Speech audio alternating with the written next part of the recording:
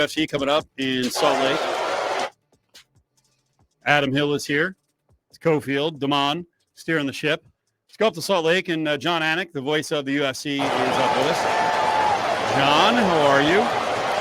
Oh, it's great to be with you, boys. Sometimes I wonder when I get that text from Steve Cofield, what fight has piqued his interest to such an extent that he's having me back on. It's been a long time, boys. Okay. So we have a weird effect going on right now. I don't know if you can hear it or it's just us.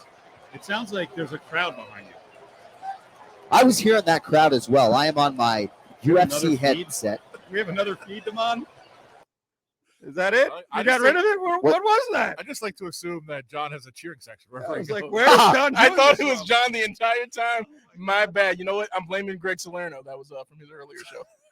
Are you playing Immaculate Grid again instead of paying attention? I'm kidding.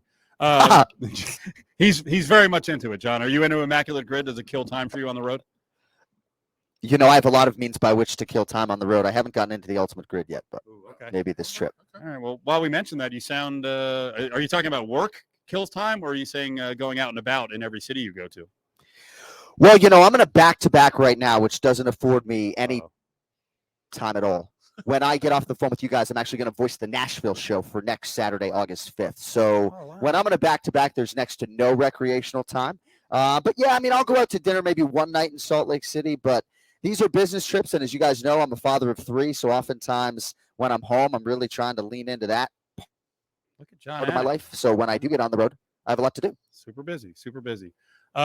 John, I would call you all the time. I feel like we're a nuisance if we bother you. It's not just a fight that piques my interest. No, I know. You know what? When we have people on, and especially like John, who's risen to this monstrous level of fame, we try to reach out maybe a couple times a year. I try to be respectful of people's time. Seriously. Well, Steve Cofield and I go way back. Adam Hill, obviously, you and I have been deeply connected for years as well. But Cofield and I were on Radio Row doing boxing shows like almost 20 years ago at this point in time. So I'm not trying to, you know, kiss your rear end, but it warms my heart when I see your name pop up in my phone during a big UFC pay-per-view week. You're one of the few. I would always have time for you. I forget what fight it was. I think we were in Tampa at a kind of a random fight. I don't remember which one it was, but your guy Rosillo was there as well. How's Rosillo doing? He's doing great. You know, he just bought another house in Manhattan Beach, and I think he's enjoying. I think he's enjoying, you know, not being under the watchful eye of a bunch of bosses all the time. And he's a screenwriter as well, so I think he's got some things moving in that direction. So he's a happy man. No procreation, no children either. So he's doing fine. Really? Look at that! Oh, See? wow! All right. See? All right. I mean, he could retire probably in a year or two if he wanted to. You know, that'd be nice. All right. On the top of this UFC card, this is a fight fans fight because it should be a stand-up battle unless there's going to be some change of strategy on one side. 100%, Steve. I expect both fighters to be fully engaged in the kickboxing realm for the bulk of this fight. Yeah, I mean, I think when you talk to certain fighters, Kenny Floyd, and their prevailing wisdom as well, if Dustin Poirier wants to utilize his grappling and his wrestling, that is the path of least resistance. But anybody who has ingested anything that Dustin has had to say either today, media day, or leading up to this fight, he wants to show the quote-unquote king of violence, Justin Gaethje, that he, Dustin Poirier, is actually that guy. So, yeah, I mean, it's a bulletproof matchmake as far as, you know, this being a main event. They're running it back 5 years later. I think both guys have been elevated mentally and physically to some extent. And, it sounds trite, but fans win Saturday night on pay-per-view.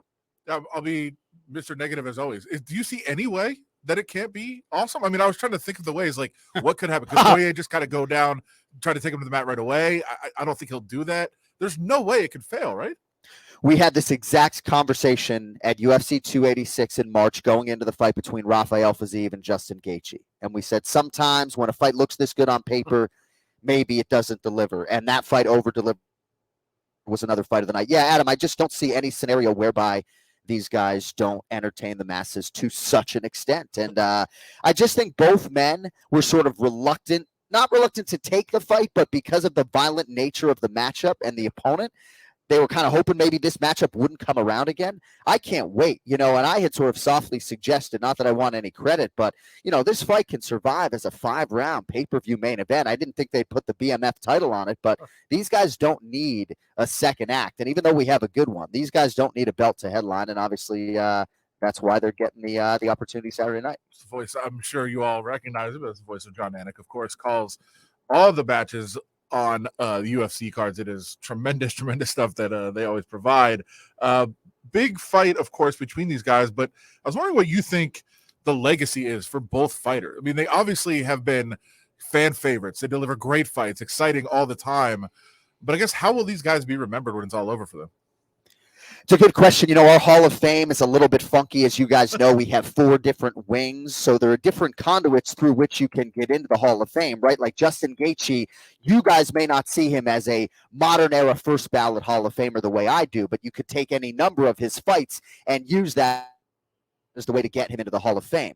These are 2 of the best lightweights of their generation. I know neither man has realized the undisputed championship, but I think in the case of Dustin Poirier, when you look at the longevity, you look at the body of work, the wins list, if he wins this weekend, moves into a tie for 4th all time on the UFC wins list and hasn't needed nearly as many appearances as some of those other guys to get there. So to me, I mean, Dustin Poirier is a first ballot Hall of Famer, whether he wins the undisputed UFC lightweight championship or not. My broadcast partner, Daniel Cormier, feels like for the most part, these guys got to break through and win that undisputed gold. But I feel like with these 2 fighters, their legacies are pretty entrenched regardless of what happens, Saturday night and beyond. Is Cormier getting any better at golf? I feel like he's out there all the time.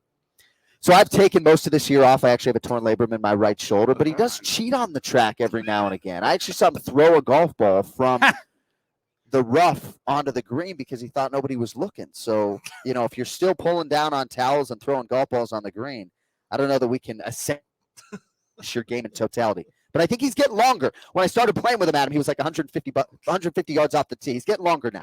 Okay. Wait a second. You slipped in an injury there. A torn labrum. Were you practicing slap fighting? Oh, God, I wish. No, I mean, I injured it, I think, throwing a football probably 5 or 6 Did you really? years ago. And then the partial tear happened during a strength and conditioning workout. I can work through it, but I mean, this is going to sound like really baby stuff, but I handwrite all of my fighter cards for every show, and it's a pretty exhaustive process, right. And that's what causes me the most pain. So Dominic Cruz is trying to get me to go to Tijuana to do stem cells later this year. I've been able to manage it, but, I talked to our UFC doctor, and he's like, dude, the way you throw your body around, like, that surgery is not the best option for you. So I'm trying to avoid surgery at all costs. Wait, what?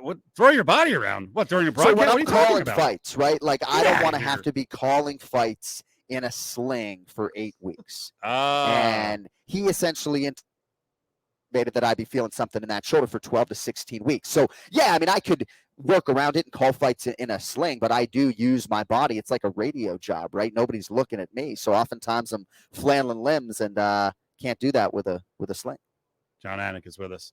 UFC 291 is coming up. Looking ahead to heavyweight fights, I cannot remember.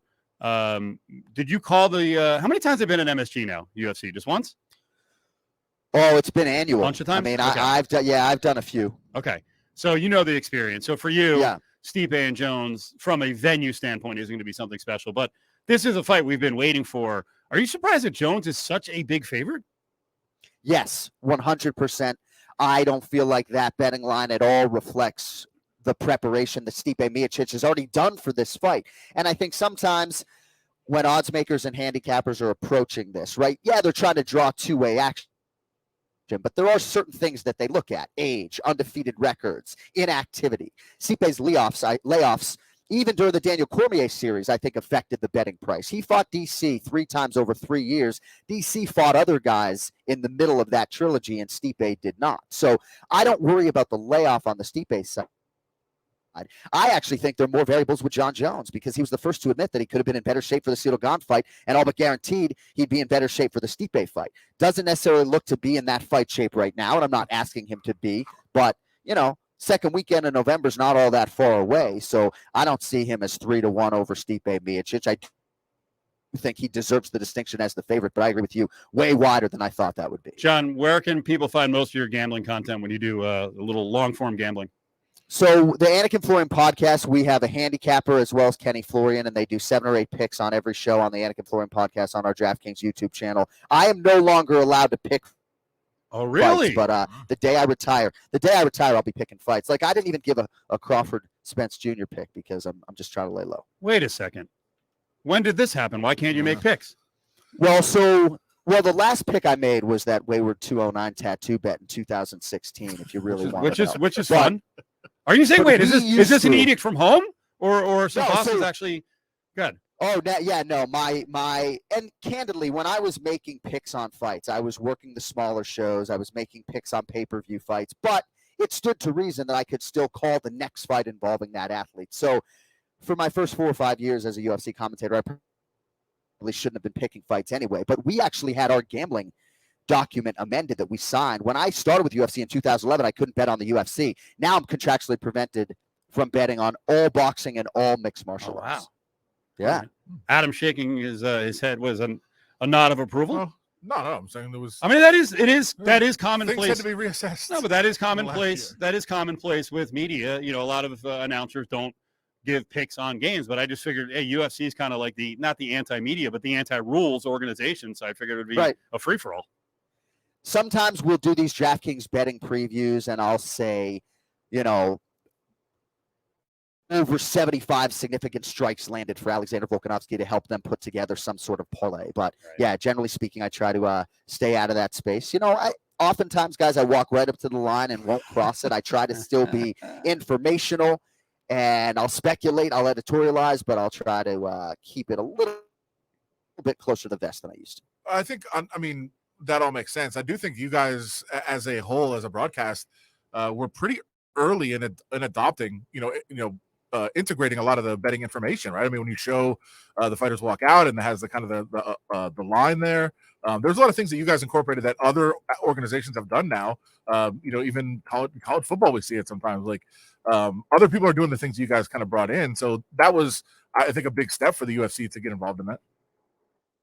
Yeah, no, and I appreciate you acknowledging as much, and certainly Dana White is all about it. And a lot of us, in terms of the live production infrastructure of the UFC, are gamblers, right? Yeah. I mean, I placed my first 3-leg Major League Baseball parlay in 1995 when I was 17 years old, and I've essentially been going strong every day ever since. Well, I shouldn't say going strong, but going hard in the paint ever since. So we leaned into it. But I honestly believe if you're not aware of what a betting line is and you're watching a high-level mixed martial arts contest, it's a very important lens to be looking at to give you some intel as to what might happen. The people who come up with these odds put in a lot of time trying to tell you that Jan Blachowicz should be a slight favorite against Alex Pereira this weekend in Pereira's UFC light heavyweight debut.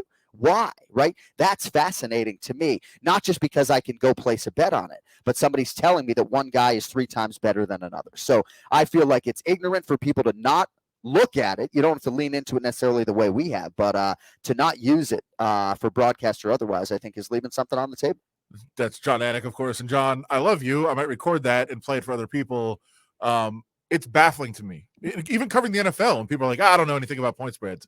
What? Yeah. How do you not at least understand enough to contextualize what you're watching and what other people are watching? It's crazy. And to go one step further beyond what you said of just, hey, this guy's supposed to beat this guy, and contextualize that. But you can look at the props and say, well, this guy obviously is much better at submissions and this guy's much better at knockouts because of how the props are shaping up. Like, how do you not at least have a general understanding of that and cover and watch a sport? I don't get that. I never will. So I guess just thank you for saying that.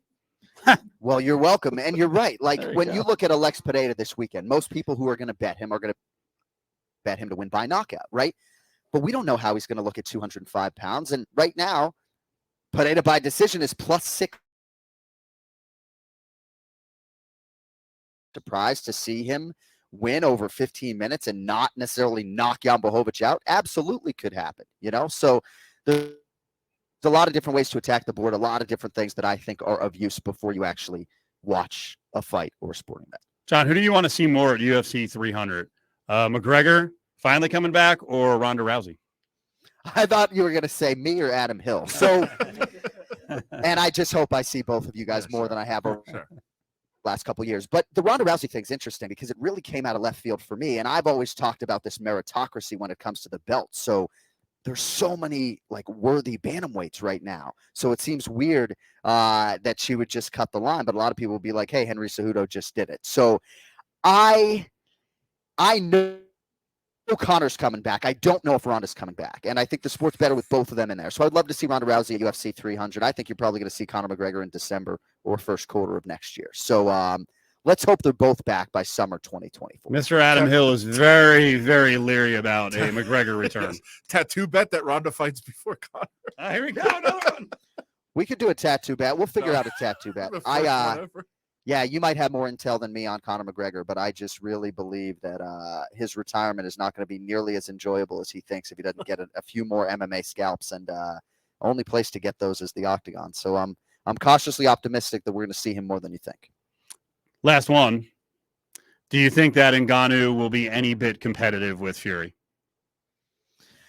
Gosh, I mean, I know I'm contractually prevented from betting on it, but I see Nate Diaz as being a more live underdog against Jake Paul than I do Francis Ngannou against Tyson Fury. I just don't see it, Steve. I know.